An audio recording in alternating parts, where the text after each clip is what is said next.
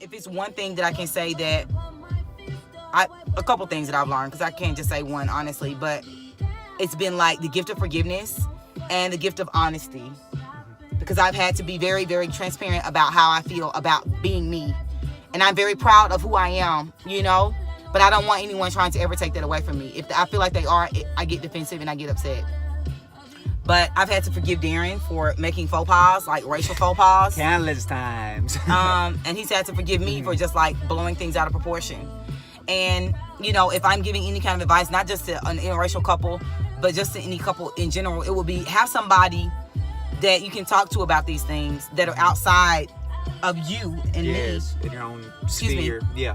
Because you need some like voice of reason. And for me, it's been my dad and my mom and my sisters, because when you're looking at something inwardly, like from the inside, you have a completely different perspective. But if you can share it with someone on the outside, they can be like, well, you know what? I understand what you're going through, because I'm in the same kind of situations because I'm black, but you may have overreacted in this situation. Or maybe, you know, there have been so many times where I thought that you were like trying to do something wrong and he was trying to help. So have somebody outside that can be like, hey, you know what? This wasn't that what you thought it was. And then be willing to own up and say, you know what? I screwed that up. Don't ever be afraid to say you're wrong. Don't ever be afraid to put yourself out there and tell somebody exactly how you feel. Be vulnerable, yeah. Be vulnerable, yeah. That book that I was reading by George Yancey, if you have time, great read, Backlash. And he's talking about just basically the subject of talking about racism and even bringing it up, and just like backlash that can come along with it. But one thing that he is saying, as far as, you know, white people, you have to be vulnerable. And you have to learn to be vulnerable and honest and open with yourself that, hey, you know what? We operate in a society that was designed specifically for me. And I have to embrace the fact that there are things about me that are racist. And I'm not talking like... Inherently. With everyone. Like, not just me, not just him, everyone. You just do it. And there's social expectations. And he talks about just opening up and voicing when you see things. He said the example that he gave was when you walk into a store and you see a security guard, they look at you and you carry on and you go about your shopping. And then there's a black person, whether it be black male, you know, black female, whoever it is, they walk in, or anyone else of color. It's like they walk in to the store, and then the security guard immediately starts tailing them for no reason, what am I trying to say? Like no valid pretenses, essentially. Exactly. Just the color of their skin. And start to follow him. Then it's our job as the person who has the privilege to walk in and not be bothered or trailed or anything, to open your mouth and say, you know what? This is not right. There's no reason that you should be following them. And it's something as simple as that. And that's how society will change. When there are enough people that will say, you know what, that's not right.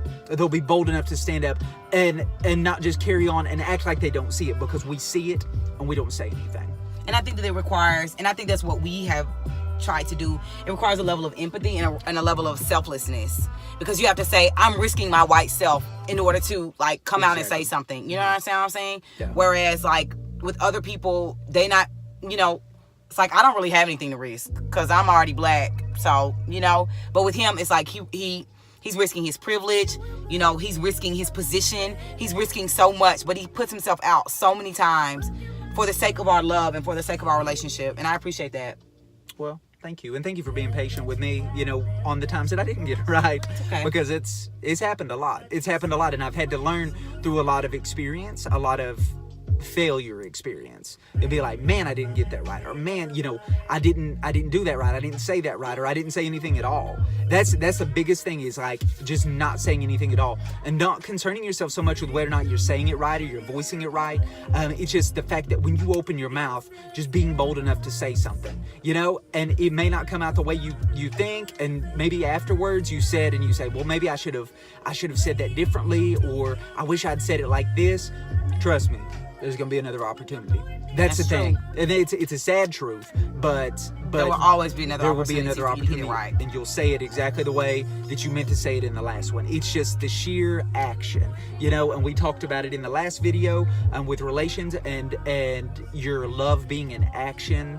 You know, an action word. It's like if you say you love people, you know, oh man, you know, I love all people, you know, I love anybody. It doesn't matter what color you are, what culture, you know, or your background or anything like that. Then show that love with action. Yes, sir. That's a big thing right there. You can't say that you love people and sit on your hands. Amen, babe. So love is an action word. Whether the person you're with is just like you, because they're not just like you, but if they look like you guys are still going to be different. So it's going to require vulnerability, forgiveness, truth, empathy, Yeah, and a lot of action to go behind that love that you say you have for someone. absolutely. If there's anything else you want us to talk about, we're going to continue to talk about our struggles. We're going to continue to talk about our pain, because we feel like that's part of the reason why we have a channel. Not just to share wonderful music with you, but also to share who we are with you in hopes of helping you. Absolutely. So please subscribe. Tell people about us. Tell your family members and your friends, because we want to help people. That's truly why we made this channel. It's to help people. So, you know, like I said, subscribe. Check out our music on Apple, iTunes, Apple Music, Spotify, all that stuff. Function with a C. We are Eclectic Soul. We love each other. We're gonna be together forever. We mean that. We're in this thing for long haul. Okay? We love y'all. Love you. Let us know if you want whatever you want us to do. Let us know in the comments down below. And also, just stay tuned. One thing that we did talk about, and I'm serious about doing. We won't say that we're like gonna do something unless we're serious about doing it. Right. So you can say this.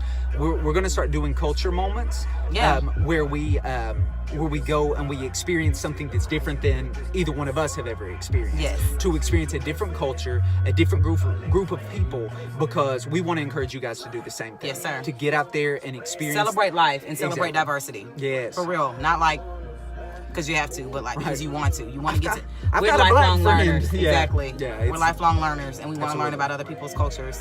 Absolutely. All right. Love y'all. Love you. If you have suggestions on places where we can do that, please leave it in the comments below. It can be anywhere. We'll travel. We'll travel. All right.